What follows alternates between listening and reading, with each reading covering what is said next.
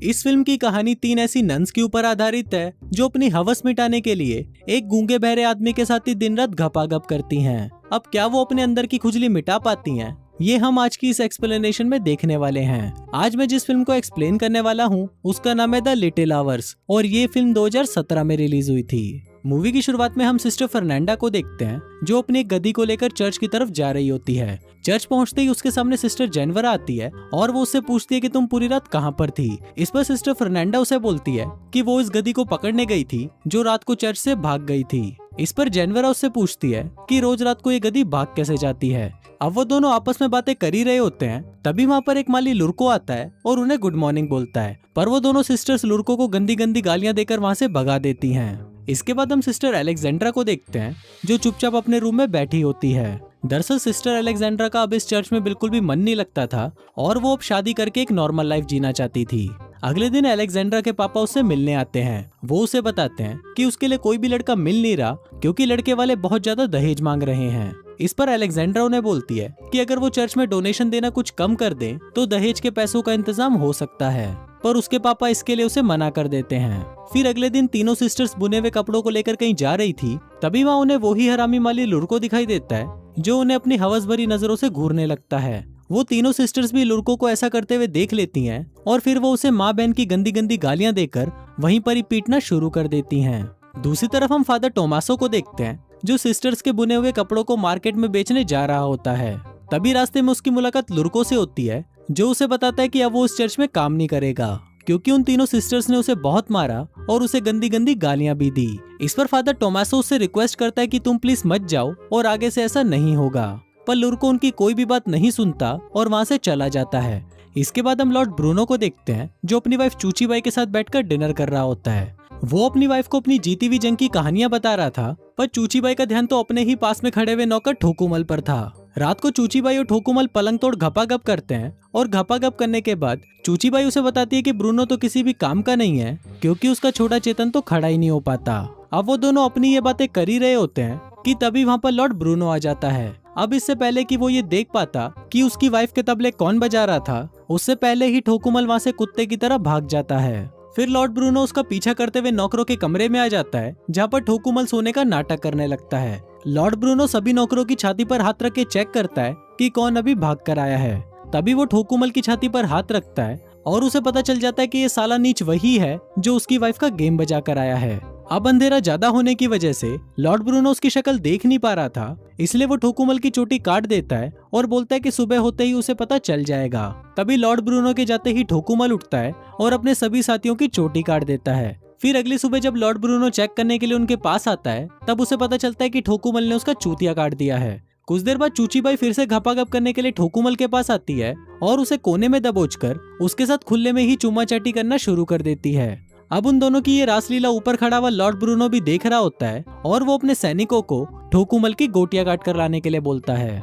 सैनिकों को आता हुआ देखकर ठोकुमल वहाँ से भाग जाता है और जंगल में जाकर छुप जाता है। जंगल में ठोकुमल फादर टोमासो को देखता है जो नशे में धुत होते हैं और उनकी कपड़ों से भरी हुई गाड़ी भी पलट चुकी होती है।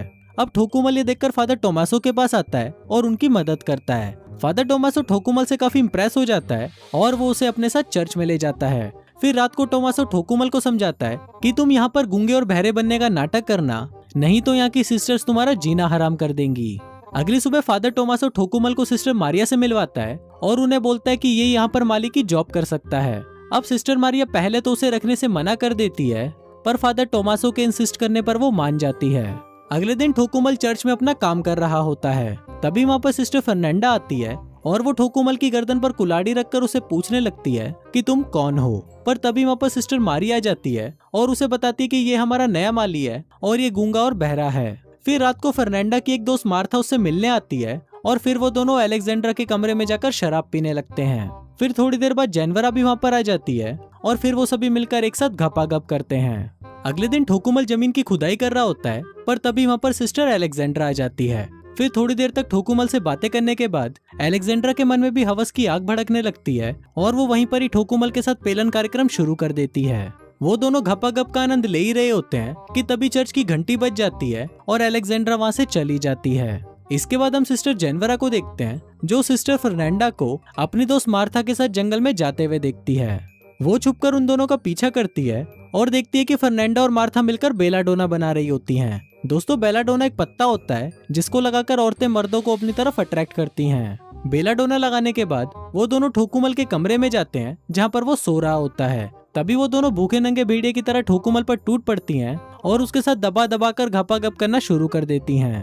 फिर अगले दिन भोसड़ पप्पू नाम का एक आदमी चर्च में आता है और टोमासो और मारिया उसे चर्च घुमाने के लिए अपने साथ ले जाते हैं। दूसरी तरफ ठोकुमल चुपके से अलेक्जेंड्रा के कमरे में आ जाता है और फिर वो दोनों वहीं पर ही धुआंधार संभोग करना शुरू कर देते हैं। अब वो दोनों अपना कार्यक्रम कर ही रहे होते हैं, पर तभी वहाँ पर एक बूढ़ी नन आ जाती है जिसको देखकर ठोकुमल चिल्लाने लगता है। वहाँ अलेक्जेंड्रा भी ठोकुमल की आवाज सुन लेती है, पर वो उसको इग्नोर करके उस बूढ़ी नन के पास जाकर बैठ जाती है। वहीं ठोकुमल भी उसके पलंग के नीचे जाकर छुप जाता है। फिर थोड़ी देर बाद ठोकुमल वहाँ से भागने ही वाला होता है कि तभी वहाँ पर सिस्टर मारिया और भोसड़ पप्पू आ जाते हैं, जिसको देखकर ठोकुमल फिर से पलंग के नीचे घुस जाता है और फिर उनके जाते ही वहाँ से भाग जाता है। अगले दिन अलेक्जेंड्रा ठोकुमल के कमरे में आती है और उसे पूछती है कि तुमने मुझसे झूठ क्यों बोला कि तुम गूंगे बहरे हो। अब ठोकुमल उसे सच बता ही रहा होता है कि तभी वहाँ पर जेनवर आ जाती है और उसको देखकर अलेक्जेंड्रा एक कोने में जाकर छुप जाती है।